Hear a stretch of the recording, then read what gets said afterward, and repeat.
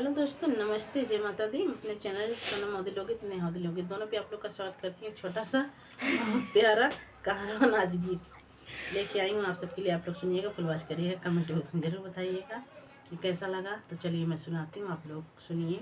और आप सभी से रिक्वेस्ट है कि ज़्यादा से ज़्यादा प्यार दुलार दें हमारे चैनल को। मधुबनवा से पियावा लई द चुनरी, मधुबनवा से पियावा लई द चुनरी, लई द चुनरी हो लई द चुनरी, मधुबनवा से पियावा लई द चुनरी, मधुबनवा से पियावा लई द चुनरी। सोने की थाली में जेवना बनाए, सोने की थाली में जेवना बनाए, जेवना न जेवई कराई रगरी, मधुबनवा से पियावा लई द चुनरी, मधुबनवा से पियावा लई द चुनरी, जेवना न जेवई कराई रगरी, अरे जेवना न जेवई कराई रगरी, मधुबनवा से पियावा लई द चुनरी, मधुबनवा से पियावा लई द चुनरी।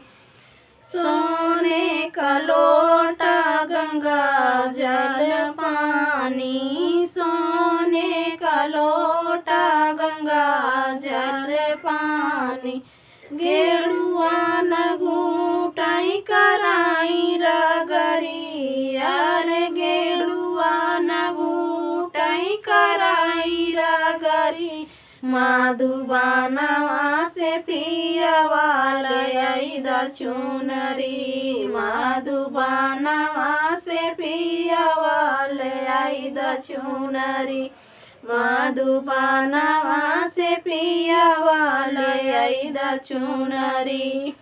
लाची लवंग रस बीरवा जोराए, लाची लवंग रस बीरवा जोराए, बीरवा न कूचाई कराई रगरी, अरे बीरवा न कूचाई कराई रगरी, मधुबनवा से पियावा लई द चुनरी, मधुबनवा से पियावा लई द चुनरी, मधुबनवा से पियावा लई द चुनरी।